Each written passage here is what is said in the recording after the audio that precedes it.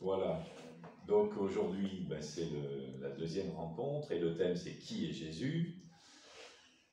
Donc oui, question importante, hein, c'est peut-être le personnage historique le plus connu au monde. Hein. Déjà les dates, on les classe depuis avant Jésus-Christ, après Jésus-Christ, en tout cas dans une bonne partie du monde.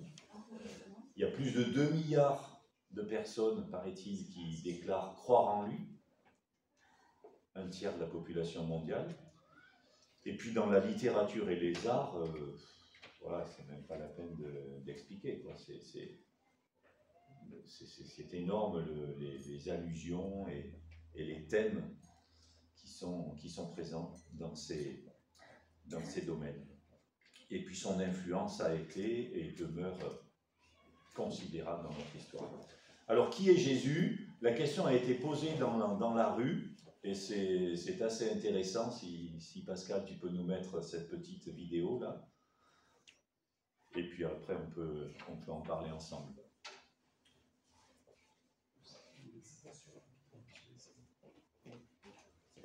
Peut-être tu peux éteindre aussi le plafond.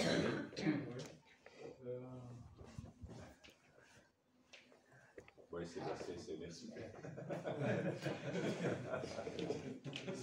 C'est maîtrise. Voilà, là tu appuies sur le...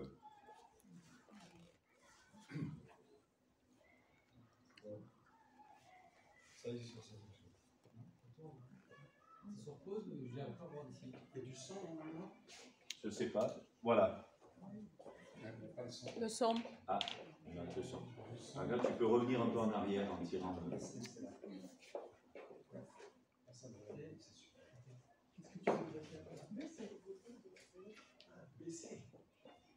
À 1 minute 09, faut mettre. Il faut revenir un peu en arrière. 1:09, non, ça c'est trop tôt. Là tu as les minutes. 1:09. C'est pas grave aussi. Bah si, parce que sinon tu as le topo. Ah, c'est trop. Ah oui.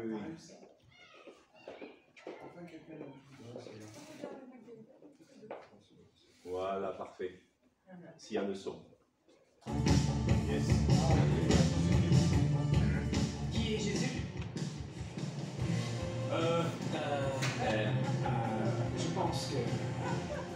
Je pense que c'était une personne. C'est le Fils de Dieu. Je ne pense pas que Jésus ait vraiment existé. Le Fils de Dieu? Pour répondre à cette question, je dirais Dieu.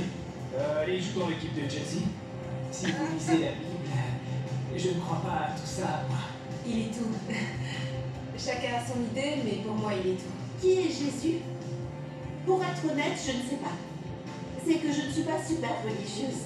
Je pense que c'est un genre de sauveur. Personnellement, je pense que Jésus était sans doute un mec extra qui vécut il y a longtemps, il donnait de bons conseils et tout s'est amplifié par la suite. Pendant une bonne partie de ma vie, je ne suis pas chrétien. J'appartiens à une longue...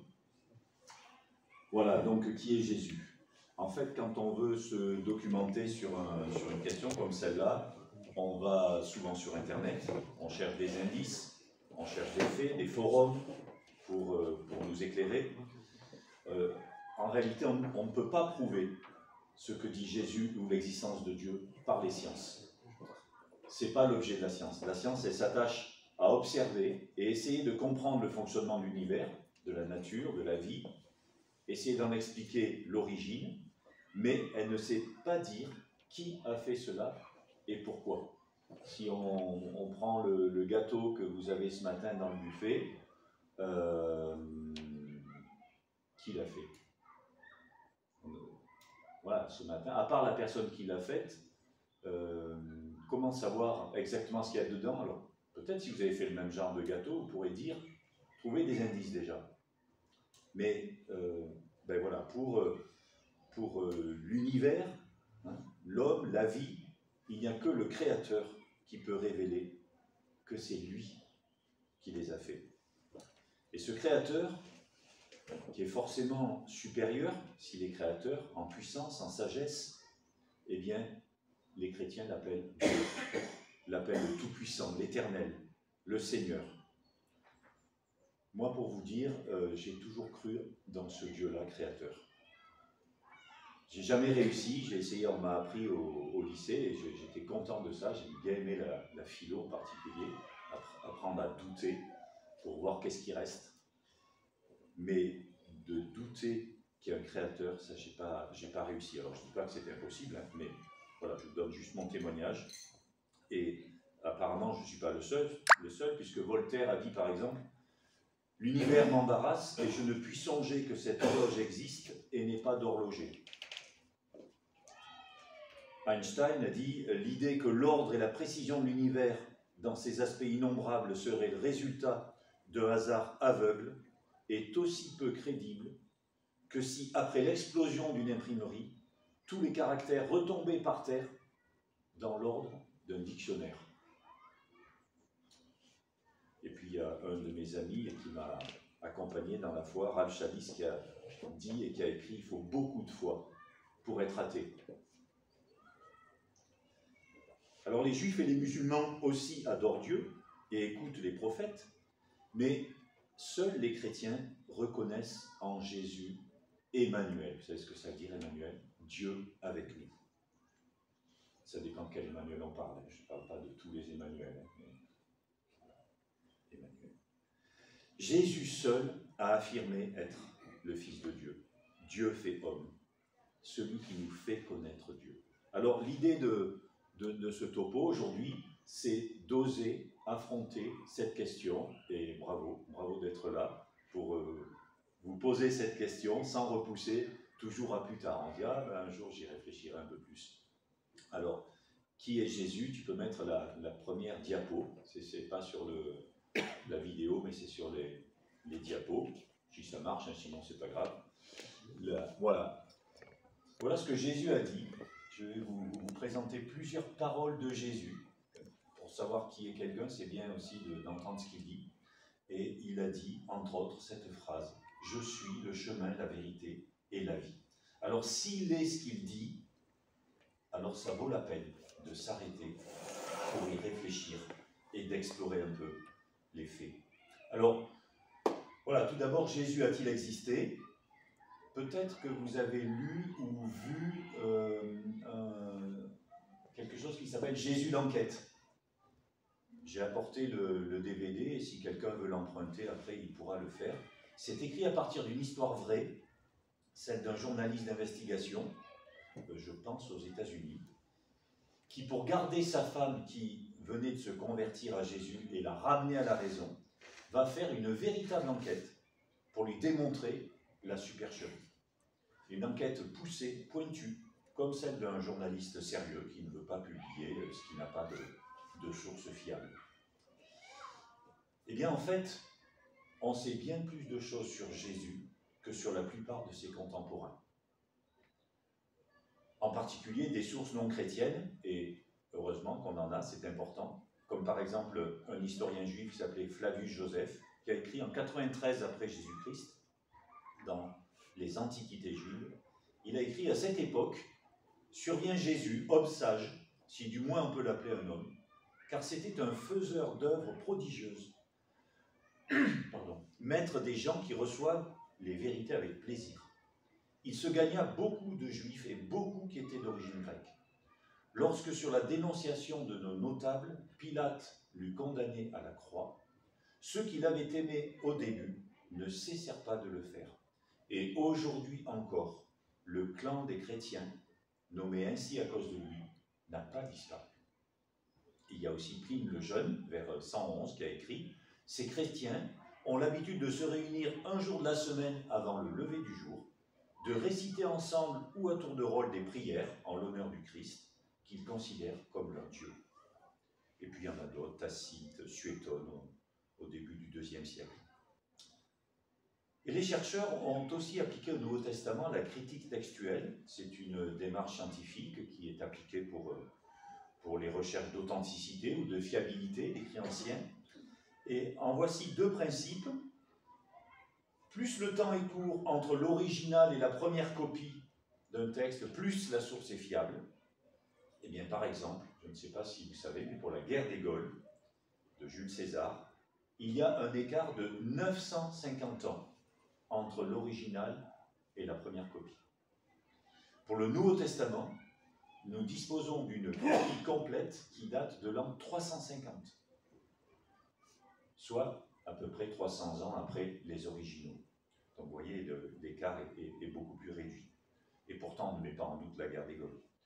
Plus il y a de copies disponibles, ça c'est le deuxième principe, et moins il y a de doutes sur la valeur de l'original. Alors pour la guerre des Gaules, encore une fois, il n'existe que 10 copies.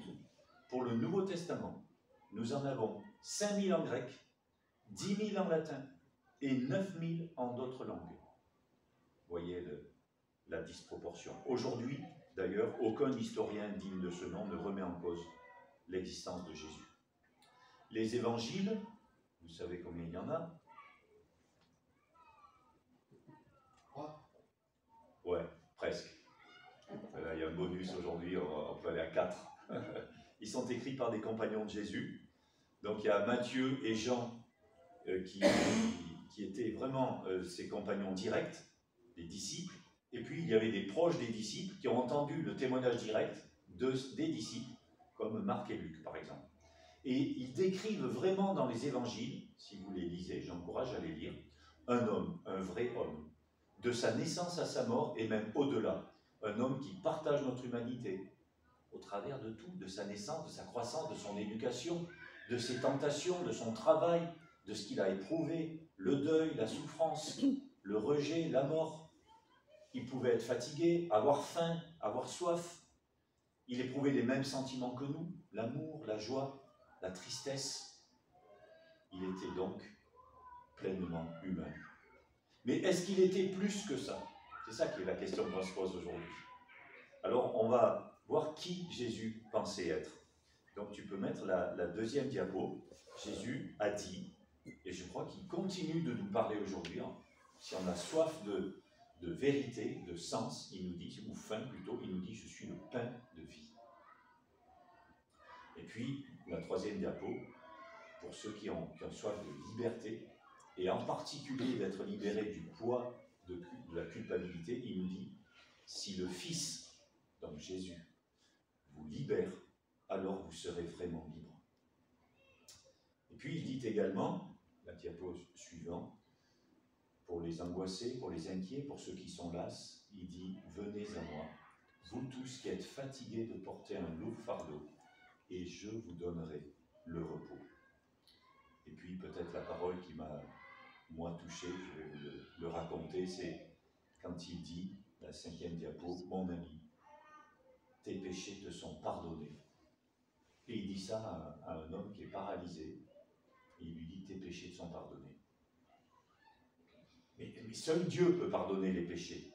Et d'ailleurs, les maîtres de la loi juifs qui sont là à côté lui font remarquer. Ils lui disent, mais qui peut pardonner les péchés, sinon Dieu seul? Et ils avaient bien saisi cette prétention de Jésus à être Dieu. Et Jésus leur répond, mon Père et moi, nous sommes un, c'est-à-dire je suis de nature divine. Et les Juifs, ce que nous dit l'Évangile de Jean, les Juifs ramassèrent de nouveau des pierres pour le lapider. Jésus leur dit alors, je vous ai fait voir beaucoup d'œuvres bonnes de la part du Père. Pour laquelle de ces œuvres voulez-vous me lapider? Et les Juifs lui répondent, ce n'est pas pour une œuvre bonne que nous te lapidons, mais pour un blasphème. Parce que toi qui es un homme, tu te fais Dieu. Je vous ai dit que j'avais toujours cru en un Dieu créateur, et là où j'ai eu plus de mal, c'était sur le pardon des péchés. C'était sur la capacité de Jésus à pardonner. Si bien que, dans mon enfance, je demandais pardon tous les jours pour mes péchés. Et du coup, pour les mêmes péchés. Et je me réveillais la nuit avec des sueurs, parce que dans la Bible, il y a marqué que Jésus va revenir et qu'il va emporter avec lui tous ceux qui sont sauvés. Et alors, j'allais voir discrètement mes parents qui étaient chrétiens, voir s'ils étaient toujours dans leur lit. Si Jésus n'était pas revenu pour les emporter, et moi, rester sur le carreau, destiné à l'enfer. Jusqu'au jour où, à 15 ans, dans un camp, je ne sais pas quel a été le message particulier, je n'ai pas eu l'impression que c'était un message particulier, c'était le même, Jésus est mort sur une croix, il est mort pour tes péchés, et là, la révélation, merci Seigneur, tu m'as pardonné, merci. Et depuis ce jour, je n'ai plus demandé pardon pour les mêmes péchés. J'ai reçu cette assurance que Jésus pardonne. Et je peux vous dire que ça fait une différence capitale. Alors, ensuite, pourquoi croire en Jésus? Un homme qui fait de telles déclarations sur lui-même, il n'y a pas 36 solutions. Soit il est prétentieux, soit il est fou, soit il est blasphémateur, comme l'ont pensé la majorité des chefs religieux de cette époque, ou alors, il dit la vérité. Alors voyons son enseignement. Son enseignement, il est à la base de notre culture, en fait, ici, même si aujourd'hui on prétend que ce n'est pas vrai. Tout le monde connaît une partie de son enseignement, peut-être même sans savoir que c'est Jésus qui en est l'auteur. Petit jeu, phrase à compléter. Tu peux mettre la diapo suivante. C'est quoi la suite? Si quelqu'un te frappe sur la joue droite, tends la gauche. Tu peux mettre la diapo suivante. Autre phrase, qu'on ne sait pas forcément être de Jésus. Là où est ton trésor, là sera ton cœur. Tu peux mettre la diapo. On vérifie. Voilà. La suivante est très connue aussi. À chaque jour, suffit sa peine. Voilà, Jésus a dit tout ça. Et pourquoi vois-tu la paille qui est dans l'œil de ton frère et voilà, et pas la poutre qui est dans le tien. Et puis ça aussi, tout ce que vous voulez que les autres fassent pour vous, faites-le de même pour eux. Et puis la dernière, enfin il y en aurait beaucoup d'autres, hein. Rendez donc à César ce qui est à César, et à Dieu ce qui est à Dieu. Donc vous voyez, tout ça, ça fait vraiment partie de notre culture quand même, hein. C'est des choses bien connues, et bien que Jésus a dites. Alors, quelles sont ses œuvres? Quelle a été sa vie? Jésus lui-même n'a pas écrit de sermons ou ses mémoires ou des livres comme la plupart des hommes le font quand ils veulent transformer le monde. Ce sont ses disciples qui l'ont fait, alors que Jésus était déjà mort, ressuscité et remonté au ciel. Ils ont même écrit qu'il n'avait pas un lieu où reposer sa tête, mais qu'il allait de lieu en lieu en faisant le bien et en guérissant tous ceux qui étaient sous l'oppression du diable. Et la diapo suivante nous dit: le plus grand amour que quelqu'un puisse montrer, c'est de donner sa vie pour ses amis. Et vous savez que Jésus a même donné sa vie, pas seulement pour ses amis, aussi pour nous, qui n'étions pas ses amis. Alors, la personnalité de Jésus, qui est Jésus? Jésus s'est montré, on l'a un peu déjà dit, mais il s'est montré humble, il s'est montré attentif à chacun, il s'est montré sensible, il s'est montré soumis à son Père, à Dieu, il s'est montré bienveillant, ferme, compatissant.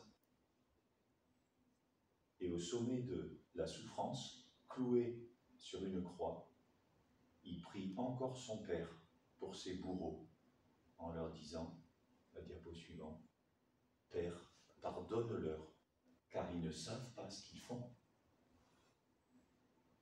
On peut s'imaginer à la place de Jésus en train de souffrir un martyr comme ça.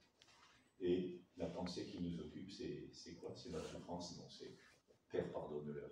Ils ne savent pas ce qu'ils font.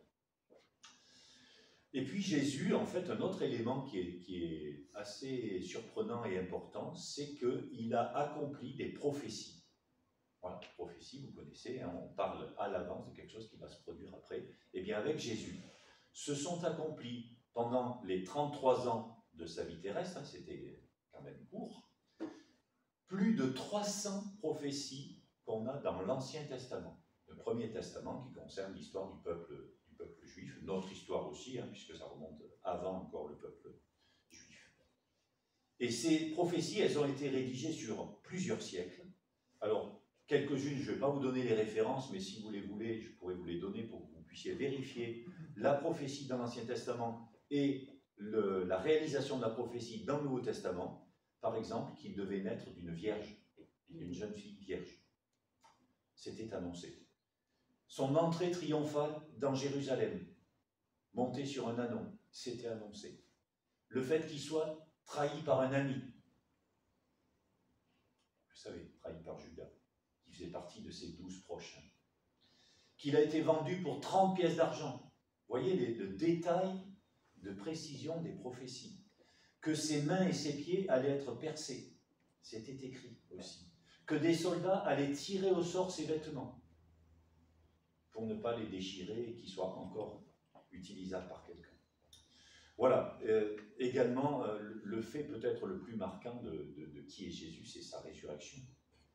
Pour moi, c'est l'élément le plus important. Il a été victorieux de la mort. La résurrection physique de Jésus, c'est vraiment le fondement de la foi chrétienne.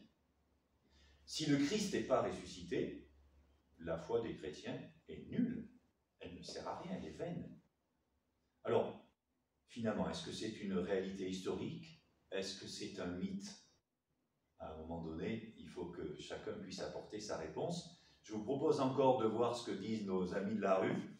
C'est à la 19e minute, 02, jusqu'à 19,57. Donc si tu peux basculer sur la vidéo.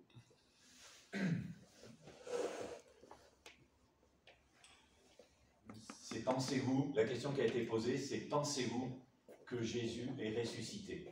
À toi, ô Dieu. C'est ça? Non. Bonjour, frères et sœurs. Non.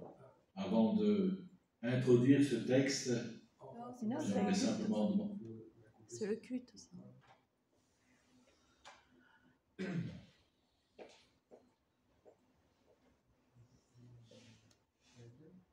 sais pas.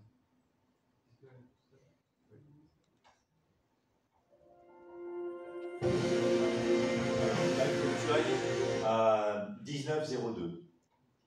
Tu tires le truc là? Non. Oui, mais on est obligé de changer d'écran. Ah, pardon.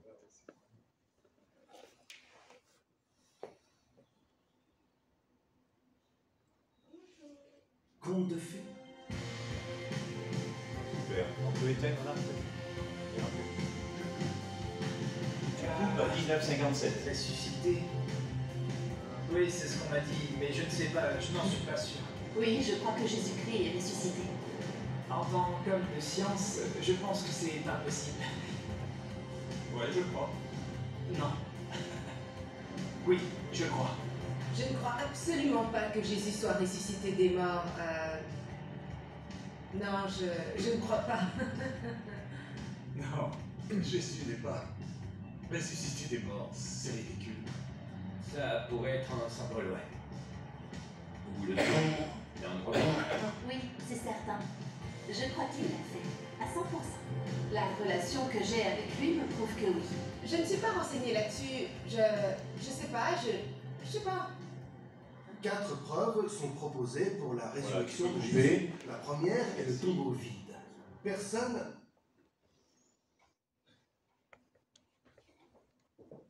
Voilà, alors évidemment, ce panel ne correspond peut-être pas exactement à nous qui sommes ici, mais c'est clair que cette question est fondamentale, parce que la résurrection, c'est pas quelque chose qu'on pratique tous les jours dans nos amis, dans nos contacts. Voilà, si Jésus est vraiment ressuscité, c'est quelque chose. Et donc, effectivement, il y a plusieurs éléments, en particulier le tombeau vide le matin de Pâques. Est-ce que Jésus est bien mort sur une croix? Il n'y a aucun doute là-dessus, car les gardes romains s'assuraient de la mort des condamnés. Il est indiqué que, venu à Jésus, quand ils virent les soldats, donc il était déjà mort, ils ne lui brisèrent pas les jambes, mais un des soldats de sa lance lui perça le côté et il sortit aussitôt du sang et de l'eau. Et donc il paraît que cette séparation du sang et du liquide péricardique confirme la mort, ce que disent les médecins. Ensuite, il a été mis dans une tombe qui a été scellée par une énorme et lourde pierre qui se roule. Alors, évidemment, la rumeur, c'était que les disciples, est-ce qu'ils n'auraient pas volé le corps pour faire croire qu'il est ressuscité? Mais en réalité, la tombe était bien gardée par tout un corps de soldats, ce que nous dit aussi l'Évangile. Et les disciples, d'ailleurs, Ça aurait été difficile pour eux parce qu'ils étaient traumatisés. Ils étaient dans l'incompréhension totale de ce qui arrivait à leur Messie. Eux, ils attendaient un Messie qui allait régner, et le voilà mort. Donc, ils n'étaient pas en mesure d'agir comme ça, et ils se tenaient même cachés par crainte des Juifs. Un autre élément, c'est les apparitions de Jésus, qui montrent, si ça ne prouve, ça montre en tout cas sa résurrection. Un grand nombre de gens ont vu Jésus après sa résurrection. On peut se demander s'il ne s'agit pas d'un phénomène psychologique, d'hallucination, d'un effet de foule, mais il est apparu plus de 10 fois, dont une fois à plus de 500 personnes à la fois, nous dit saint Paul. Même les disciples étaient sceptiques, et on les comprend, je ne sais pas vous, mais moi je les comprends. Marc, par exemple, raconte « Jésus, ressuscité le matin du premier jour de la semaine, apparut d'abord à Marie-Madeleine, de laquelle il avait chassé 7 démons. Elle alla porter la nouvelle à ceux qui avaient été avec lui, et qui menaient deuil et pleuraient. Quand ils entendirent qu'il vivait et qu'elle l'avait vu, ils ne la crurent pas. Après cela, il se montra sous une autre forme à 2 d'entre eux qui étaient en chemin et se rendaient à la campagne. Ils revinrent eux aussi l'annoncer aux autres, qui ne les crurent pas non plus. Enfin, il se montra aux 11, il n'y avait plus Judas, pendant qu'ils étaient à table. Et l'autre évangéliste, Jean, nous parle de Thomas, vous connaissez saint Thomas, qui disait « Si je ne vois pas dans ses mains la marque des clous, si je ne mets mon doigt à la place des clous, si je ne mets ma main dans son côté, je ne croirai pas. » Et Jésus a accepté ce doute. Et il a dit « Thomas », le dimanche d'après, il est revenu, il a dit « Thomas, viens, mets ta main, ton doigt dans ma blessure, et ta main dans mon côté. » Jésus accepte nos doutes. Il comprend que ça ne soit pas facile de croire cela. Et Luc raconte aussi que Jésus s'est présenté au milieu des disciples et des compagnons, et il leur a dit que la paix soit avec vous. Et saisi de frayeur et de crainte, ils pensaient voir un esprit. Mais il leur dit, pourquoi êtes-vous troublés? Pourquoi ces raisonnements s'élèvent-ils dans vos cœurs? Voyez mes mains et mes pieds, c'est bien moi. Touchez-moi et voyez. Un esprit n'a ni chair ni os, comme vous voyez que j'en ai. Et en disant cela, il leur montra ses mains et ses pieds. Et comme dans leur joie, ils ne croyaient encore pas, et qu'ils étaient dans l'étonnement, il leur dit, « Avez-vous ici quelque chose à manger ?» Ils lui présentèrent un morceau de poisson grillé. Il le prit et le mangea devant eux. Donc Jésus est ressuscité. En tout cas, c'est ce que je crois. Alors, il y a eu aussi un impact immédiat. Voilà ce groupe d'hommes, de femmes qui avaient suivi Jésus, qui avaient espéré qu'il chasserait les Romains, rétablirait le royaume d'Israël. À sa mort, ils ont été complètement déçus. Ils avaient abandonné même l'idée de suivre le Christ. Et quelques semaines plus tard, les voilà les mêmes qui proclament de manière unanime « Jésus est ressuscité d'entre les morts ». Et pour ça, ils ont risqué leur tête. Et d'ailleurs, beaucoup d'entre eux sont morts pour l'avoir affirmé et proclamé. Alors pourquoi ce changement radical si Jésus n'est pas ressuscité? On peut aussi ajouter que l'Église, qui est née de cette poignée d'hommes illettrés, la plupart d'entre eux étaient des pécheurs, l'Église va se répandre en 300 ans à travers le monde, et c'est une vague que rien ni personne, aucun régime politique, ni aucune persécution n'a pu arrêter jusqu'à ce jour. Voilà un autre signe que Jésus est bien ressuscité. Et puis il y a l'expérience chrétienne. Au cours des siècles, des millions d'hommes et de femmes au cours des siècles ont cru en la résurrection de Jésus, c'est-à-dire dans sa victoire sur la mort. Des gens de tous âges, de toute culture, de tout continent, de tous milieux sociaux, de diverses générations qui ont découvert en Dieu un Père par Jésus-Christ. Et ils ont reçu le pardon, la paix, une espérance, la vie. Et voici cette parole de Jésus qui dit « Je suis venu ». C'est une parole pour toi, pour moi aujourd'hui. Je suis venu afin que vous ayez la vie, et la vie en abondance. Voilà l'expérience que j'ai faite, mais je ne suis pas le seul ici. Et cette vie se manifeste comment? Même par beaucoup de paix, par la certitude d'être accompagné, et puis aussi par une transformation Dieu me transforme, continue de me transformer. C'est pas fini, il y a du boulot. Et voilà, ça c'est ce que Dieu veut faire. Et puis la question fondamentale, cruciale maintenant, c'est la dernière diapo. Et c'est aussi une parole de Jésus. Mais vous, mais toi, qui dis-tu que je suis? Et à cette question, Simon-Pierre, un des disciples, a répondu, tu es le Christ, le Fils du Dieu vivant. Et Jésus lui a répondu, tu es heureux, Simon, fils de Jonas, car ce ne sont pas la chair et le sang qui t'ont révélé cela, mais mon Père qui est dans les cieux. Donc ça, c'est ma prière ce matin, que Dieu vous révèle qui est Jésus. Alors je voudrais juste prier, si vous permettez, maintenant. Jésus, si tu es réellement ressuscité, si tu es le Fils de Dieu, alors toi qui es vivant, souffle en moi ta vie abondante. Toi qui es l'image du Dieu invisible, illumine et transforme mon être, ma vie. Amen. Voilà.